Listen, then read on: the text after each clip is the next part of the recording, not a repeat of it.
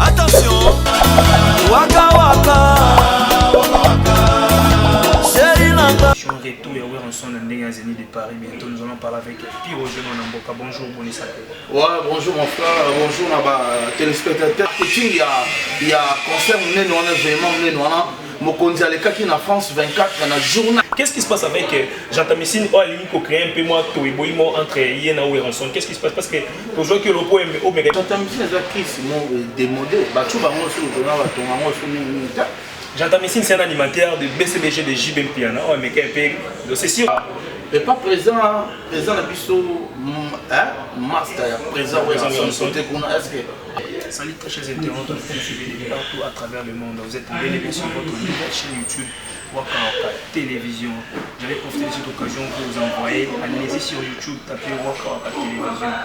Chaîne non ici, il y a une innovation. Allez-y sur YouTube, tapez Waka Waka Télévision. Vous serez les premières informations. Vous serez les premiers informés de l'actualité aux musiciens de venir parce que surtout à base, les appels par les musiciens de la télévision, avant c'était l'actualité. Voilà. J'ai voulu cette occasion saluer tout le monde, saluer les propriétaires de cette chaîne, grâce à Walter, et c'est sur la table de l'Orange, les PSA. Mais avant de vous présenter notre invité du jour, je vous salue dans le monde. Je dis comme ça, un grand merci à tout le monde, youtubeurs, sur l'occasion de et je dis comme ça, je vous anniversaire à tous ceux qui fêtent des anniversaires aujourd'hui et surtout bon mariage à tous ceux qui s'est mariés aujourd'hui parce que le week-end j'ai bandé, surtout nous présentons nos 60 anniversaires à tous ceux qui ont perdu l'approche. Mais ça ne nous empêche pas de présenter notre invité du jour. Il est dans ces plateaux avec moi, comme un mec, on va la caméra pour ça, tout est en maçon, on a invité le mec du jour pour le tour de la surtout actualité.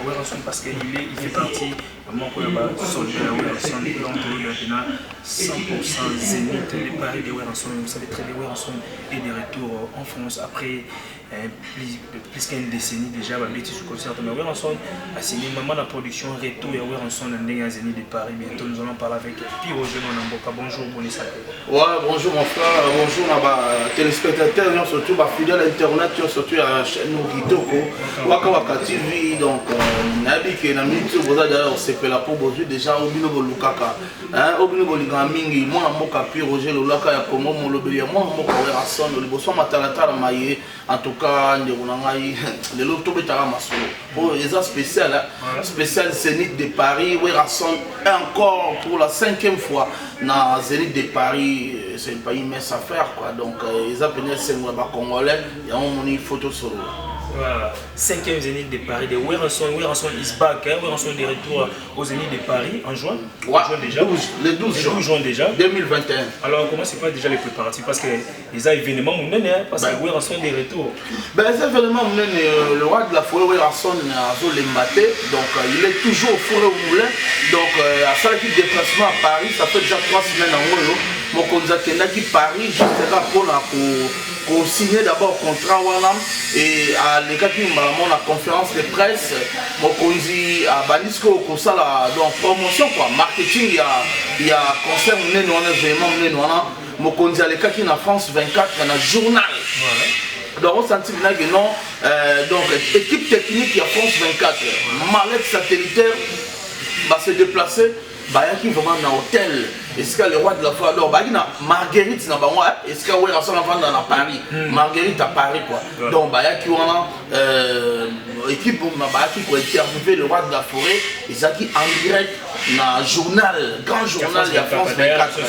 On sentit que na François Mandela batala qui Sarkozy batali, on sentit que donc français non sur batala qui en monde entier d'ailleurs.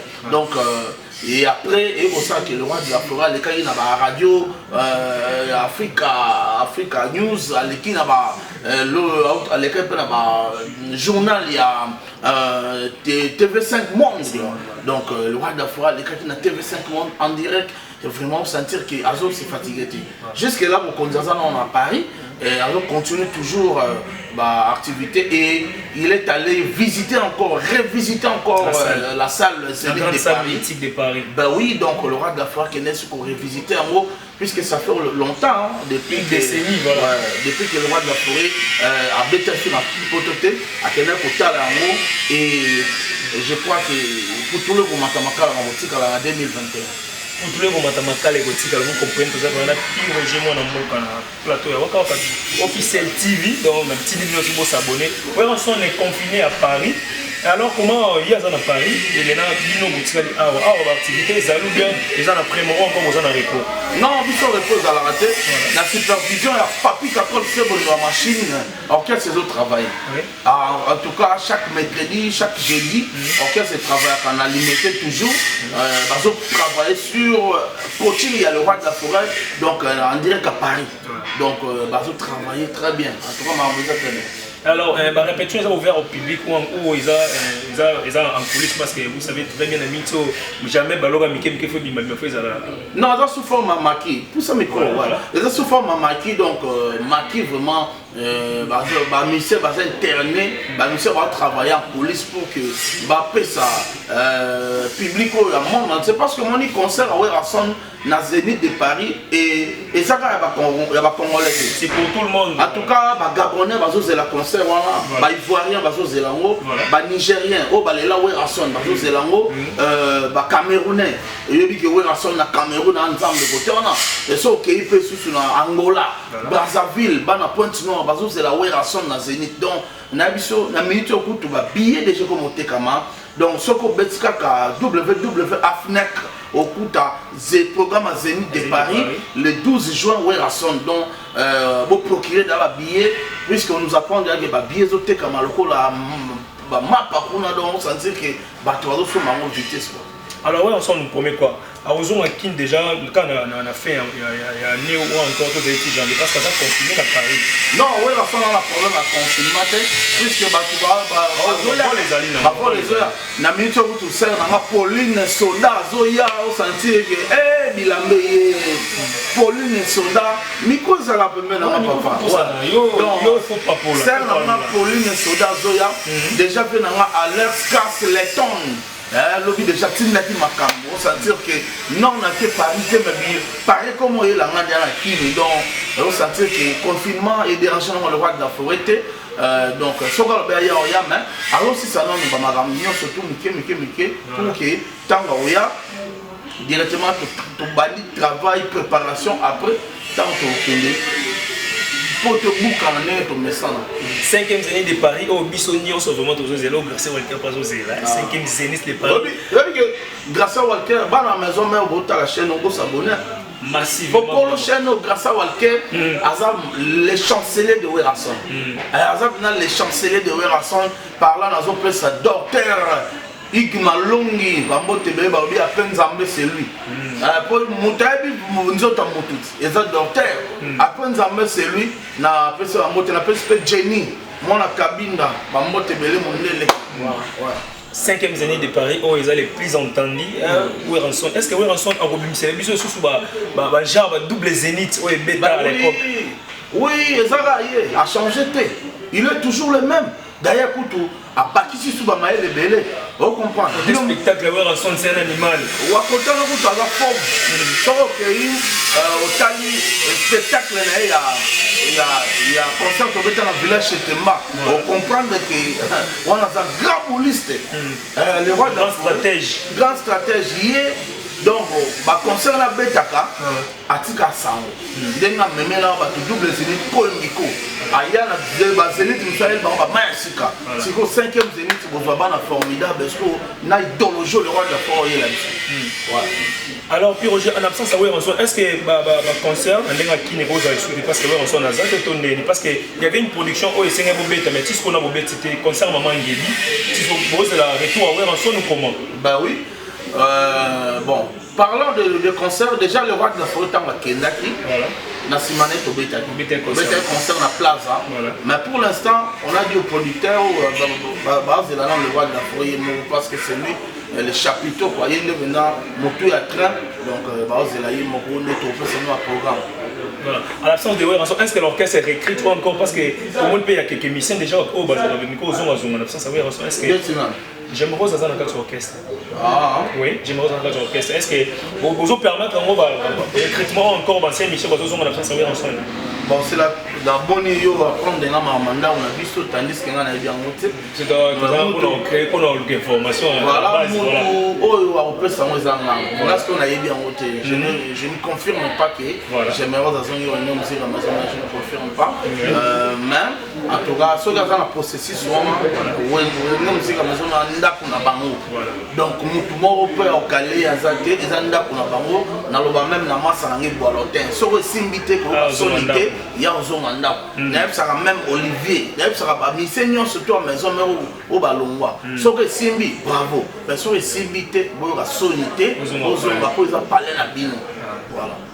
Puis Roger dans ces plateaux, je tiens comme ça à saluer fan il y a Jean Cinéma, les Bugatti. Donc beaucoup s'abonner beaucoup na YouTube, aimer vraiment chaîne surtout les fidèles, les intimes, beaucoup s'abonner vraiment massivement la chaîne à Mambouzali. Alors puis Roger, toi tu es un peu à l'écart mais toi tu es un peu bandit spécial les Zénith de Paris de Werenson. Qu'est-ce qui ne va pas entre Werenson et Jean Messine parce que c'est tout le monde que Jean Messine qu'est-ce qui se passe avec Jean Messine ou Ali qui crée un peu moi tout et entre Yen et Werenson qu'est-ce qui se passe parce que toujours que le point au Mégapé pour éclaircir que les cas entre Jean Messine na clan Wenge musique à maison Jean Messine est qui Simon démodé bah tu vas moi sur le va tomber sur Jean Messine c'est un animateur de BCBG de JBM Piana mais c'est sûr tu es au courant il y a Mambo et les cas moi et on tourne qui va éclaircir et pas présent la biso master présent est-ce que alors animateur comme Jean Messine animateur Jean Messine a boire sur Babiloko d'autres écripés mais un peu et on tourne qui éclaircir dans masse parce que c'est qu'est-ce qui ne va pas comment est-ce qu'il y a pas n'importe quoi on tourne toujours puis na yo pour éclaircir situation en tout cas sur moni peut-être motonga mbwana azo tenir ba propos pour comprendre ils ont engagé Kaye pour comprendre hein soit qui par exemple Moussaka ou bien Roger Ngando Boutwa Lobaki ah là nangana baki et on sait pas président Abisso collègue et président Werenson mais le coup là ils ont Moussaka ils ont Roger Ngando pour ba on va engager orchestre en tout cas c'est qu'ils ont nul essence de fait il faut comprendre que au moins les artistes ba musicien sur le batika ba musicien nostalgie on comprendre hein voilà batika ba musicien nostalgie donc à revendre ba meli mela po balingi ko mela bilo makasi trop batongo au moins na n'habité bilo ne ozana ba mo le ba bilo ba mela mo mona mutu elonge comme lokola nyoka on comprend pourquoi mutu nzamba sale elonge ko comme songe boye otuna ko amela bilo ka bilinga fort amela biloko mai wana soni ndenge nga kuna ba ngote donc on sentir que il faut d'abord là on a repensé conseils années à se soigner santé d'abord santé n'a pas de prix nesika akipe non mamba wenge muzika maison mère moi je préfère akipe non santé na ye akipe non santé na ye donc akipe non santé na ye c'est traité d'abord santé les assurances à se traiter comme ça et après rien qui vont ma maison mère parce que maison mère tout ça on a besoin toi on attend moi ta maison mère tout ça la Zénith de Paris objectif c'est ça Zénith de Paris actualité ça Zénith de Paris et d'ailleurs après m'a propos naé président na za d'accord voilà pour lorsque vous avez la mabe na wenge musique maison mère au fond un peu président là voilà pour président na président wenge musique maison mère qui est Werenson et le roi de la forêt baza ba collègue inséparable vous comprendre baza ba collègue mon inséparable donc biso ba travailleur tout ça ba flatterie inutile lorsque toi tu viens à la télé flatter ton boss flatter na ba cri ya bien bimisa ba cri ya bien o ebimisa ndenge ba roi David ba beta ba fwenge yo fwenge yo ba mama lutalaka fwenge ndenge brigadier Sarbati aya atika ale tribunal le kota we makamba ko sambe sali batu babina ndeti ba Bill Clinton Kalonji aya na batatu kasebo aya na ba Miromi amina narine ndeti sele scram papa mapasa aya na ko emiko aya na biloko ya danger ba kotiko vous comprendre aya na bido sentiment ko tali travail autant que c'est l'artiste il y a on a ba misa maison mais ça donc maison mais azaka leader voilà pour anini pour bazala ba travail katanzo tona bango mais au monde il y a pas tout sous dinda orchestre dit que quand c'est ça fidélité non et ça veut dire que non ceux qui va mon pépé voilà ceux qui va tirer libanda mon pépé ah il y a un bon dit non choix exact donc kufa awa donc vous dites dans ma pévé à badou vieux on a tiré au sala ben fort car y est moko bon ça il a gagné sous ben fort au comment vieux on a tiré au sala ben fort car y est moko voilà bon on la présent bon on la yé vous comprenez ouais oh portez-les rien besoin portez-les rien et quand orchestre c'est là il y a Moussaka na Roger Nando ba força au sentir va travailler mais ba tout le roi ba o on tangi combo il y a malonga o ya kana moté jamais binisa public et l'autre côté izaka o ya le baba blabla na TV croyant qu'on doit flatter président non mutama ngwana tenga na bivé wana viana alinga polémique alinga polémique donc frère Nangana et le rang après ses conseils à se soigner d'abord santé des habiletés à tirer dans babilo mais la wana il peut s'arriver à trouble à tirer. Voilà, vous avez compris, hein, éclaircer Bisso, situation Bisso. Avec Pierre Roger dans ce plateau, je tiens comme ça à saluer Igas Makana, Gérard Moulumba, Gekoko, Gekoko Moulumba dirigé. Je vous salue tout le monde, les Italiens. Donc, nous avons Pierre Roger dans le plateau. Pierre Roger, alors c'est comment parce que l'album formidable est certes Bimaki déjà, mais tout le monde peut. Clip Pasika, non? Bah oui, Pasika, ça déjà, non? Ouais, clip présent, toujours dans le processus, clip.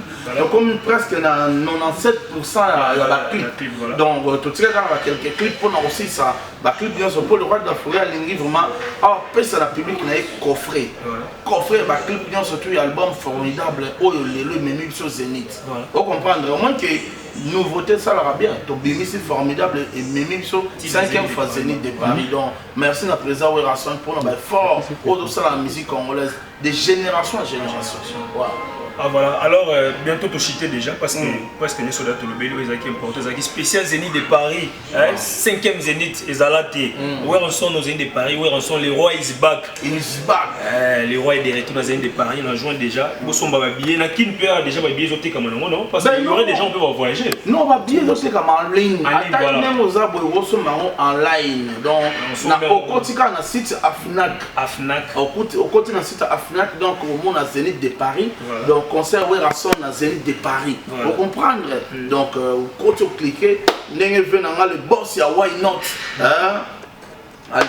Pour y avoir un Paris, le boss Olivier Kassereka, le PDG John Moïno Mouliangaso. Voilà, il y a Hôtel Marguerite. Grâce à Néma, peut être santé quoi. Donc, c'est un Pierre Roger Tozana Zénith. Voilà. Ouais.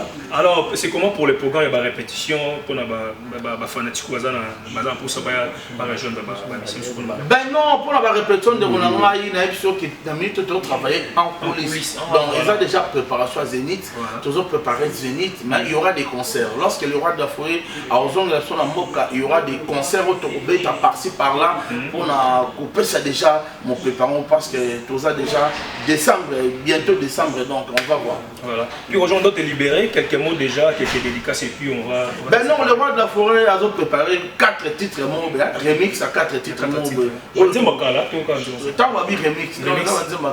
Donc 4 titres Mezoya, on est tombé dans la bonne année, le roi de la forêt. On a joué 4 mots déjà. Non, tous les Lara et Bima. Tous les Bima, c'est surprise à la fanatique. Tous les Bima. En tout cas, merci mon frère de m'avoir invité sur ces plateaux pour informer à tous les fanatiques de Wenge Musique à Maison Mère les informations de Werasson, Igor le roi de la forêt. Par là, Mbote Nabino va se retrouver qu'il va couler dans Bolandi. Mon Mboka Pierre Roger Lolaka Congo Matarata la Maye. Napoli qui a été le CPL Minko. Mon Mboka Pierre Roger Liboso Yabino. Mon Mboka ça va se mater. Mon Mboka Werasson. Sombele suka bisanga bolobo suka bingwele malko suka Kinshasa na comme na suka basango matali mo mboka Werasson. En tout cas ce vous sepela qui vous pesa matondi na chaîne oyo Waka Waka officiel TV donc na boss nango tika na pesa mbote et pas avec na ngai le président Charles Tamboué balobi bango te yonde président Charles Tamboué na pesi ba mbote belé pa ya le boss Kasero Moulianga sou na pesi ba mbote pa Bruno Lubika mbonga propre Shell Dantsuku, la belle des belles, femme la plus belle du monde. Maman a Josué, donc l'après sa moto na Serre Zouzou. Zouzou Senga, Azota la biso na Lyon. Mère Adam qui est dit, donc moi c'est qui toque. On sentir que na mère Malou qui est dit, bino surtout ba moto belé. Bato balinga Piroger na Paris. Venanga Ben Mouka Chamona Malemouela. Na Londres, nous avons Gauthier Mascotte, Gauthier Mascotte, l'homme idéal, ingénieur de banque. Nous avons Teddy Monzel à Londres. Nous avons quitté la Belgique, staff Piroger à Belgique et Linda. Nous avons les amis de Piroger, Belgique. Alain Bitika na Belgique. Davin Touloulou de Bruxelles. Nous avons Brinel Waïs à la Brine, mon apopia Mkolo. Nous avons à Paris. Nous avons Massalangaï. Pati Bisanto est l'homme idéal. Namoni Célèbre Fumo de Parigo. Staff à Piroger. Namoni Mariette Badega Schengen. Tant que Canada, nous avons un baby sugar bébé formidable. Les États-Unis, nous avons un pot de Kakalunga. Le serpent de Moïse. Nous avons un bon président d'Adamos et la nouvelle génération. Vraiment, Bino tout vous épelé. Venanga King Tequila, toujours Nene Zalaka. Piroger, mon amboka yeyo. Alors, nous avons Malasima, quand on a reçu là, tout le monde a l'entourage, on a mis Matali, moi on m'a Anson. Et voilà, c'était Piroger dans Waka Waka Télévision. Merci vraiment de libérer déjà. Et maintenant, vous comprenez très bien, Zénith de Paris, on sont le 5e Zénith de Paris, Zalate, record sur record. Donc, vous continuez à s'abonner, formidable avec Yves de la Forêt, on sont avec de très belles chansons au Sakana Kouté. Allez-y, et si vous profitez, j'ai profité de cette occasion pour vous dire, allez-y sur YouTube, tapez Waka Waka Télévision et abonnez-vous en masse. Abonnez-vous brutalement, vous serez les premiers informés à l'actualité. Ici, c'est du professionnalisme. Je tiens comme ça à saluer Gracien Walker, merci déjà. Il était derrière les caméras avec Jérémy, merci déjà.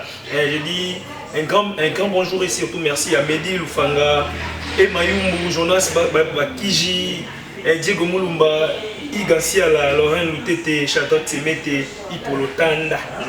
Je suis Bia, Igas Mankana, GVK, Jekoko Kalonji dirigé. Regina, Sephora et les autres, je vous salue et retrouvez-nous prochainement sur Waka Waka Télévision. Ciao.